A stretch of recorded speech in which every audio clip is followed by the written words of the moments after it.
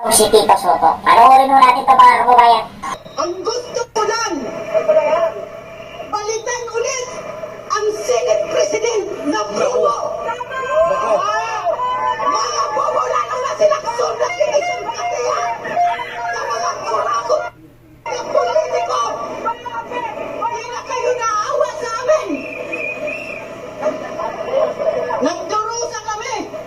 Mga hayop kayo. Ikaw na, Bongbong Marcos Bagang. Isa kami sa mga nagpulon mo. Nako. Pagbabarilin nyo yung isa-isa na yan, kundi maglitawan niya. Kita mo, sino umalis, yun yung magnanakaw. Kaya, problema ng Pilipinas talaga. Laki-laki, nakaka-stress na ang Pilipinas eh. Wala naman paki ang mga tao. Talaga bang wala kayong paki? Kasi itong nangyayari na to, tatamaan tayong lahat. Baon tayo sa utang eh. 150,000 ang utang bawat isang Pilipino. Ba't kayo mutang ng ganun?